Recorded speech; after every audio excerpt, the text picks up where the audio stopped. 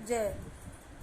तो आगे हरि जी ने कहा है, हरि बैठे थे वहीं, 9 योगेश्वर बात कर रहे थे। हरि जी ने कहा, राजन, अर्थात आत्मस्वरूप भगवान समस्त प्राणियों के आत्म रूप में निरंतर रूप से स्थित हैं, जो कभी भी न्यूनाधिक न देख करके सर्वत्र परिपूर्ण भगवत सत्ता को ही देखते रहते हैं। भगवान कहते हैं, मैं कैमरे की तरह आपके सामने हूँ, सब कुछ देख रहा हूँ, और उसके साथ समस्त प्राणी और समस्त पदार्थ आत्मस्वरूप भगवान ही में आधे रूप अथवा अध्यस्त रूप स्थित है, अर्थात भगवत स्वरूप ही भगवान यही है। इस प्रकार का जिसका अनुभव है, जो ये सोचता है, ये मेरे बेटे मैं गलत ना चलूं, ये ऐसी उसकी सिद्ध दृष्टि हो जाती है, ये सोचते सोचते, और उसे भगवान का परम प्रेमी अथवा भागवत समझना चाहिए। ऐसे व्यक्ति को आपने पूछा था कि भगवान के भक्त को कैसे पहचाना जाए, तो श्री कृष्ण जी ने कहा, जिसकी वृत्ति लगी हो भगवान में, वह सिद्ध दृष्टि लगी हो, उसे भगवान का परम प्रेमी उत्तम भागवत समझना चाहिए। और जो भगवान से प्रेम और उनके भक्तों से भी प्रेम करता है, सदा दुखी और अज्ञानियों पर कृपा करता है, वह भगवान से द्वेष करने वाली की उपेक्षा करता है, वह मध्यम कोटि का भागवत है। और जो भगवान के अर्चा विग्रह मूर्ति आदि की पूजा तो श्रद्धा से करता है, परंतु भगवान के भक्तों का अनादर करता है, उसे तीसरी श्रेणी का भगत समझना चाहिए। वह साधारण कोटि का भगवत भक्त है। जब पंचभूतों में प्रलय का समय आ जाता है, तब अनादि अनंत काल तक स्थूल और सूक्ष्म एवं द्रव्य गुण में इस समस्त व्यक्त सृष्टि को अव्यक्त की ओर और उसके मूल कारक की ओर को खींचता है, और ये भगवान की माया है।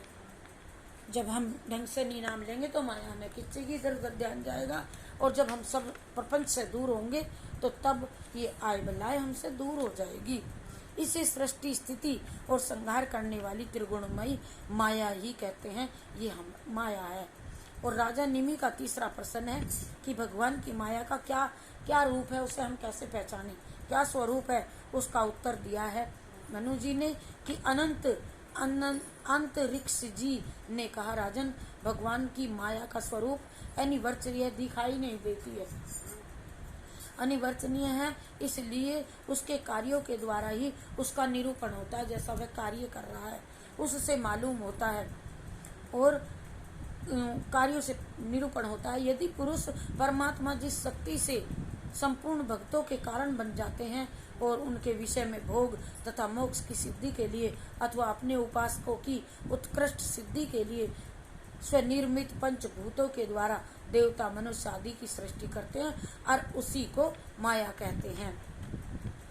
इस प्रकार पंचभूतों के द्वारा निर्मित शरीर में उन्होंने अंतर्यामी रूप से प्रवेश किया, और उनमें मन तो है पांचवा, 5 है ज्ञानेन्द्रिया, 5 कर्मेंद्रिया में विभक्त बांट करके उसका भोग करने लगे। जब देहाभिमानी देह शरीर अभिमानी जीव परमात्मा को भूल गया तो शरीर को ही आत्मा मानने लगा। आत्मा का स्वरूप शुभ एवं अशुभ कर्मों का फल भोगने लगता है, बार बार उसे मृत्यु के पचड़े में योनियों में भटकना पड़ता है। राजा निमि ने पूछा, भगवान की माया के अनायास ही कैसे पार कर सकते हैं, मुझे ये भी बताओ, इस माया को कैसे बचा जाए। इसका उत्तर चौथे मुनीश्वर ने प्रबुद्ध जी ने दिया है कि जैसे एक स्त्री और पुरुष संबंध है, उनके आदि बंधनों में वो बंधे हुए हैं, जो इसके बिना मैं इसे छोड़ दूंगा तो मुझे पाप, वह इस तरह की बात है। दो जुर्मा तो जी सुख की प्राप्ति और दुखों की निवृत्ति के लिए ही तो कर्म करता है। यदि हम मेरी तारी यारी गृहस्थी जैसी होगी तो पाप ही बढ़ेगा, और जो भक्ति जैसी होगी, भाई सत्संग जैसी होगी, तो पापों से बचे रहेंगे। और जैसी मेरे रिश्ता होगा, मैं तू मेरा पति मैं तेरी पत्नी, मैं तेरी पत्नी तू मेरा पति तू बेटा, तो माया में हमें फंस जाते हैं, ये निकलना मुश्किल हो जाता है। कहते हैं इसीलिए स्त्री और पुत्र, धन और संपत्ति और सब कलह का मृत्यु कारण होती है। विवाद बढ़ते हैं, विवाद से कलह हो करके फिर मृत्यु तक पहुंच जाता है। अर्थात क्या लेके गया, इस माया के पचड़े में, उसी माया में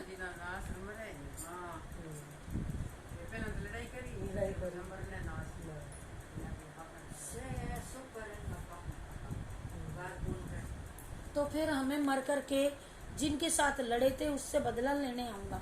उनने मुझे ये कह दी थी, उसने मुझे ये कह दी थी, अर्थात हम निकल नहीं पाते। काम तो करेंगे आप अपनी बेटी का, मेरा, सबका, परंतु उसको केंद्र बना के करेंगे, वो कर्म भी निभाना है और फिर से इसी योनि से बचना है। इस उदर में किसी की का बेटा बेटी नहीं बनना, ये अध्याय चल रहा है। तो इसमें निभाओ तो जरूर, पर ऐसा निभाओ जितना आटे में नमक। कोई कह आवाज लगा, हाँ जी, फिर भगवान में रहो, मेरा तो ये है, इसमें तो ये बात नहीं। तो पुत्र और धन में हम लिप्त होकर के हम फिर मृत्यु होकर के, जैसे भरत जड़ वापस उसी परिवार में आया, एक बार हिरण बन गया, एक बार प्रचिति परुचिति वो स्त्री बन गया कि स्त्री के वियोग में वो मर गया था, तो वो उसका आपस में पति बना, वो पति। अब मैं हूँ अपने घर में, मेरे घर में कोई वाद विवाद है तो मैं कह दूं भाई यो ऐसे नहीं ऐसे होगा, तो मैं उस पर रोक लगा दूं, मैं मर के फिर वो जिसके लिए मैंने बुरा किया उसका ही मुझे बेटा पोता बन के मुझे कीचड़ में फंसना पड़ेगा, मुझे वापस आना पड़ेगा। इसलिए तुझसे दूर हूँ और मेरा राम नाम है, अच्छा ये शरीर है पिटेगा नहीं, बदला है। ये शरीर मरने वाला नहीं है, इसको कोई पीट भी ले तो बुरा ना माने, ये मेरा तो आज है न कल है। तो कहने लगे कि देवाभिमानी जीव परमात्मा को भूल के शरीर को अपना मान लेता है, अर्थात ये शरीर है नहीं अपना। जब ये शरीर नहीं तो आप मेरे पति हो, आप कैसे पति रहेंगे? फिर कहने का मतलब है बेटा बेटी ये मेरा मोह ममता की रस्सी में, ऐसी रस्सी में ऐसा जुड़े हो कि वो निकलने बड़ा कठिन हो। अब राजा निमि ने पूछा कि इस चक्कर के भटकने से तो देहाभिमानी जीव परमात्मा को भूल शरीर को आत्मा मान का भोग कराने लगा, इसको पालने लगा और इसे स्वाद देने लगा एक से दूसरा, और ये देहाभिमानी जीव मान करके शुभ अशुभ कर्म करता है, पाप करता है, तेरे लिए जेवर ला दूं, दूसरों के गले काटूंगा। इस तरह से शुभ और अशुभ कर्मों के फल को भोगते भोगते बार बार इसी मृत्यु योनि के चक्कर में हमें रस्सी की तरह, ऐसे बेल की तरह, जैसे किसी कांटे पे बेल चली जानी पड़ती, वो बनना पड़ता है। बोलो जय श्री कृष्ण चंद्र भगवान की।